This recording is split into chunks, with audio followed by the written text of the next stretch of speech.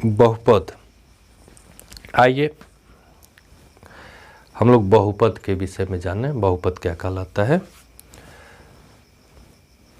तो बहुपद का अर्थ होता है ऐसा बीजी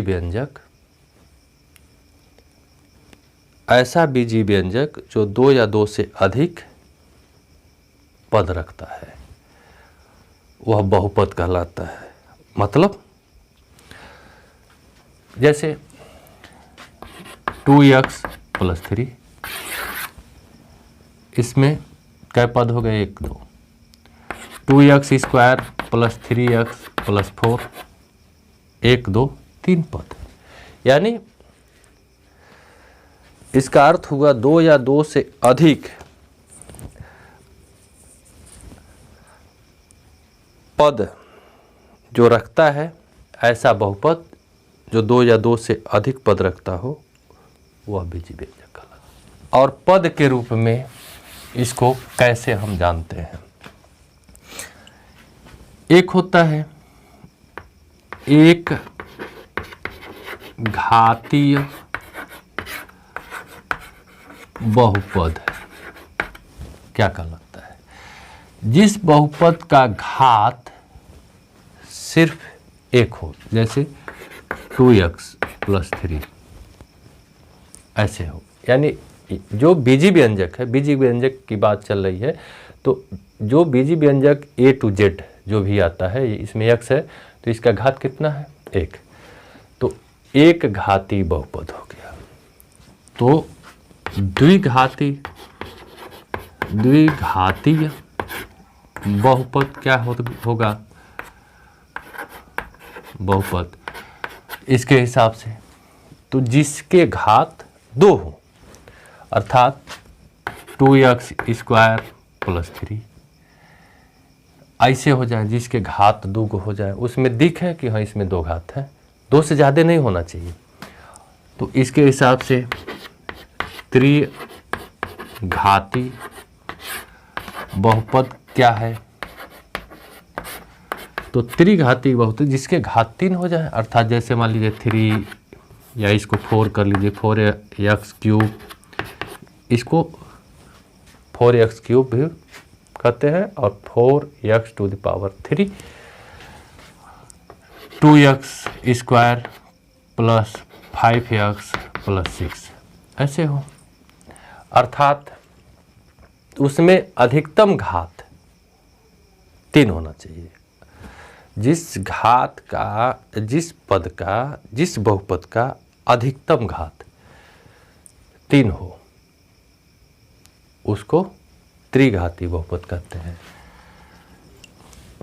तो इस तरह से घात रूप में हम देखेंगे कि एक घात का बहुपद, द्विघात का बहुपद, 3 घात का बहुपद, 4 घात का बहुपद लिखने के ऊपर अपने है। 4 घात के बहुपद में आएंगे तो उसको क्या बोलेंगे? 4 घातीय बहुपद।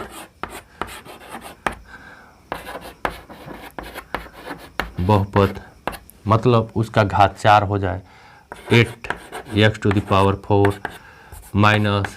3x⁻³ -5x² + 6x - 2। यानी उस बहुपद में अधिकतम घात 4 है। यह 1 घात है, ये 0 घात है, ये 2 घात है, ये 3 घात है, 4 घात है, तो अधिकतम घात उसका 4 है। तो 4 घाती बहुपद। अधिकतम जिस बहुपद में घात 3 है, तो त्रिघाती बहुपद। अधिकतम घात 2 है, द्विघाती बहुपद। और अधिकतम घात इसका 1 है, तो एक घाती बहुपद। तो ये घात के हिसाब से बहुपदों के नामकरण है। अब पद के हिसाब से क्या बनते हैं? जिस पद में मान लीजिए यहाँ पे एक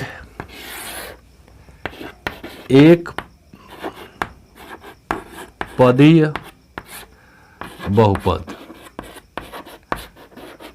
क्या कहलाता है? जिसमें एक ही पद हो। जैसे मान लीजिए 5x इसमें प्लस या माइनस लगा के कुछ और नो जुटा हो, तो ये हो गया एक पदीय बहुपद। तो द्विपदी बहुपद क्या हो जाएगा? द्विपदी जिसमें दो पद हो। तो जैसे मान लीजिए 6x + 3 हो गया। तो अब ये इसमें एक पदे है, एक पदे है, तो द्विपदी बहुपद हो गया। तो फिर त्रिपदी बहुपद क्या है? जिसमें 3 पद हो। जब एक पदी बहुपद में एक पद, द्विपदी बहुपद में ऐसे एक ए है, एक ए है, इसके जगह पे आप ऐसे भी लिख सकते हैं कि 5y + 4, ऐसे भी लिख सकते हैं। यानी x के वैल्यू के जगह पे आप a से z कुछ भी लिख सकते हैं। तो इस तरह से उसमें 2 पद हो। तो त्रिपदी बहुपद के लिए जिसमें 3 पद हो, तो इस तरह से पद के हिसाब से एक पदी बहुपद, द्विपदी बहुपद और त्रिपदी बहुपद, इस तरह से हम नोट करते रहते हैं। उसके बाद क्या होता है? किसी बहुपद का मान क्या होता है और बहुपद का शून्य क्या कहलाता है?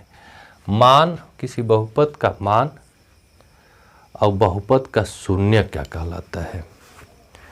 चलिए इसको जानते हैं कि जैसे मान लीजिए 2x + 5 है। यदि एक कोई बहुपद है, अब इसमें हम x के जगह पे अगर 2 रख दें,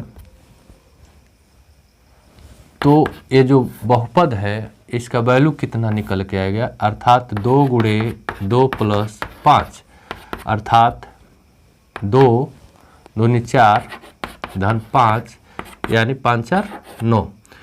ये कब आया? जब x का मान 2 रखा गया। अब शून्य का नंबर आया कि शून्य क्या होता है। तो ये तो मान हो गया, शून्य क्या कहलाता है? मान लीजिए सवाल यही है, इसको मिटाएंगे नहीं। 2x + 5,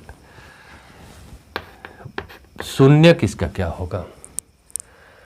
शून्य का मतलब होता है वह मान, वह वैल्यू जो इस बहुपद को 0 कर दे। एक बार और सुनिए कि x का वह मान जो इस बहुपद को शून्य कर दे, वह मान उसका शून्य कहलाता है। जैसे मान लीजिए, तो उसके लिए हम निकालते कैसे हैं? तो इस बहुपद को ही हम 2x + 5 = 0 कर लेते हैं। तो 5 को जब हम उधर ले जाएंगे तो 2x = -5 होगा। 2 को उधर ले जाएंगे तो x = -5/2 हो जाएगा। तो इस तरह से हम देखते हैं कि x = -5/2 इसका इस बहुपद का शून्यक है। कैसे जांच करते हैं, चेक करते हैं? 2x + 5, अगर इसमें हम इस x के वैल्यू को रखेंगे तो ये पूरा बहुपद शून्य हो जाएगा। तो यही शून्य कहलाता है। तो जब इस वैल्यू को रखेंगे तो 2 × -5/2 + 5, तो 2 से 2 कट गया, तो -5 धन 5 यानी 0। तो शून्य का मतलब x का वह मान जो बहुपद को शून्य करता है, वही उस बहुपद का शून्य कहलाता है। अब इस तरह से हम आगे बढ़ते हैं। मुख्य रूप से बहुपद के जोड़, घटाने, भाग, गुणा बहुत कुछ होते हैं। यदि कोई द्विघात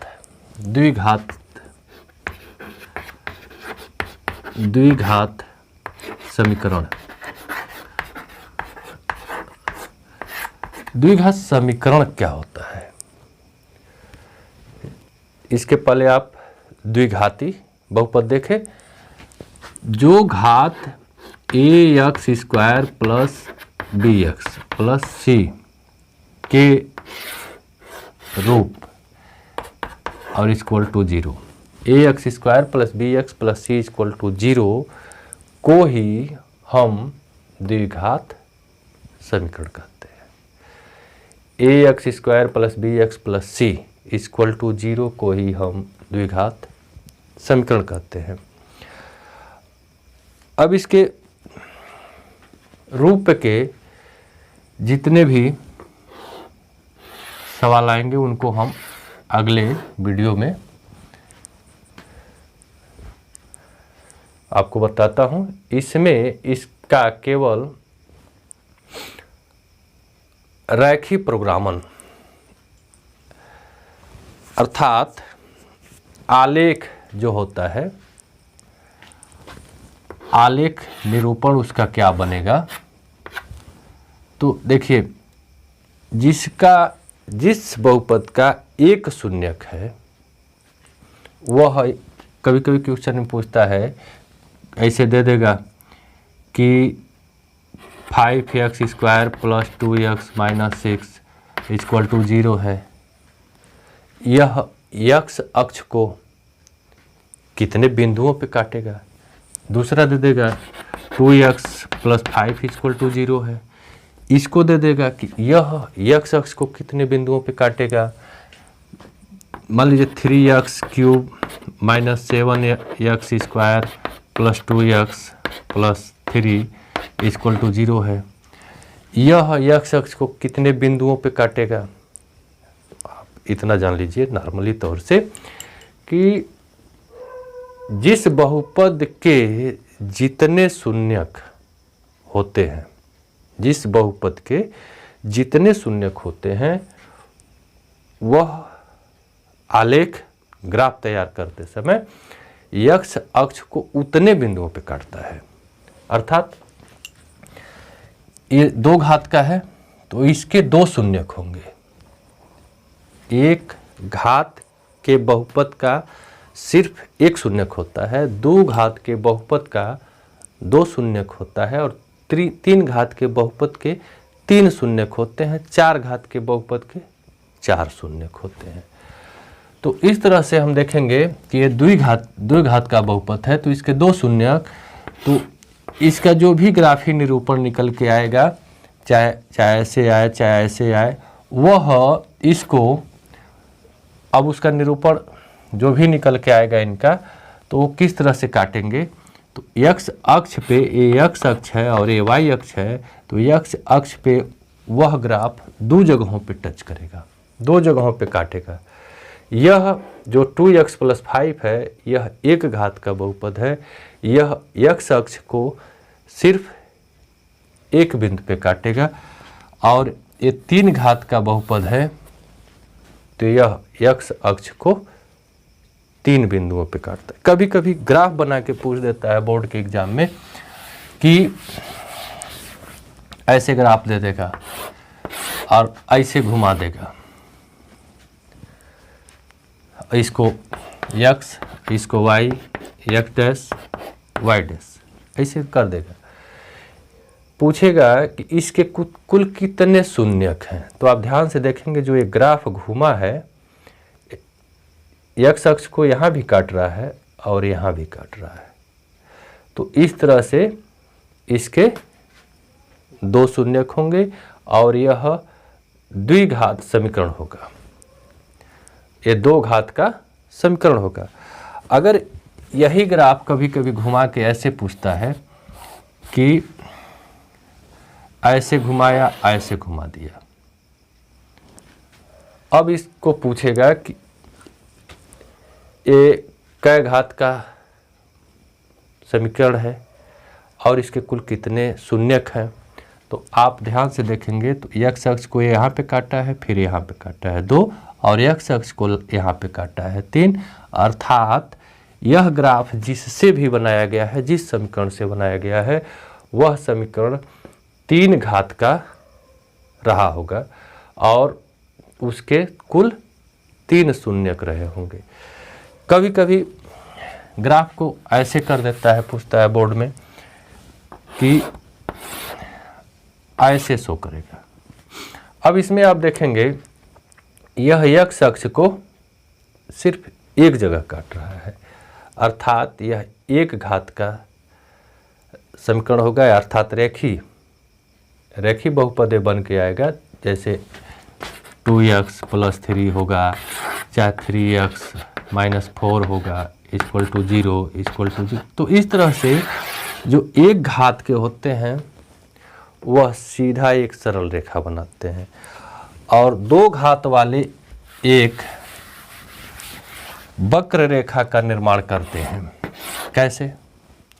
या तो वो ऐसे जाएंगे या तो ऐसे जाएंगे। तो इस तरह से दो घात वाले जो होते हैं वह एक वक्र रेखा का निर्माण करते हैं जो x अक्ष को दो बिंदुओं पे काटता है।